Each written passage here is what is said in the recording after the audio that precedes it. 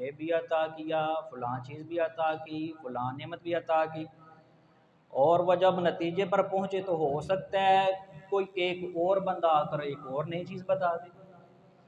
یعنی نعمتیں اللہ تعالیٰ نے عطا فرمائی۔ مثلا دیکھیں اللہ تبارک و تعالیٰ نے ہمیں یہ پاؤں دیے، پاؤں۔ اب جس بندے کے پاس پاؤں نہیں ہے اس سے پوچھیں کہ یہ کتنی بڑی نعمت ہے۔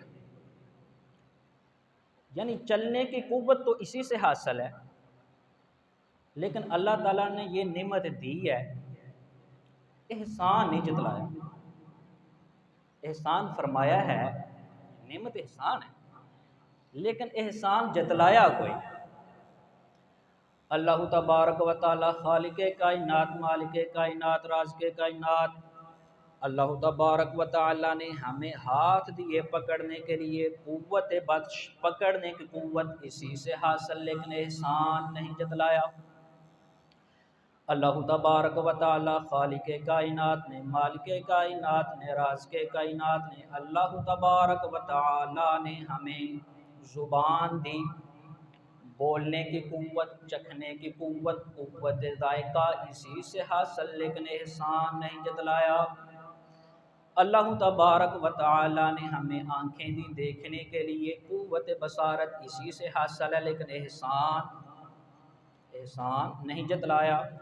اللہ تبارک و تعالی نے ہمیں کان دیے، قوت سماعت اسی سے حاصل، احسان نہیں جتلایا۔ اللہ تبارک و تعالی نے ہمیں سر دیا، دماغ دیا، عقل دی، اچھے برے میں تمیز کرنے کے لیے، اچھے بھلے خیر بد میں تمیز کرنے کے لیے، سوچنے سمجھنے کی صلاحیت اسی سے حاصل، لیکن احسان نہیں جتلایا۔ گویا اللہ تبارک و تعالی نے ہمیں پورا جسم بشریت عطا فرمایا، لیکن احسان نہیں جتلایا۔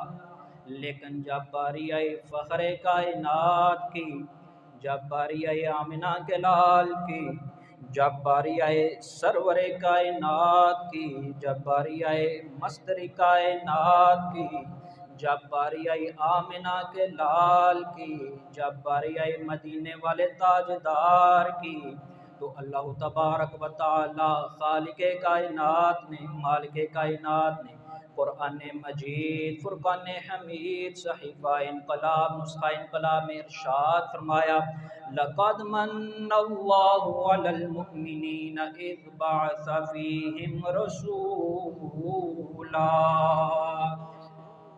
قد برائے ماضی تحقیق است و قد برائے مضارع تکلم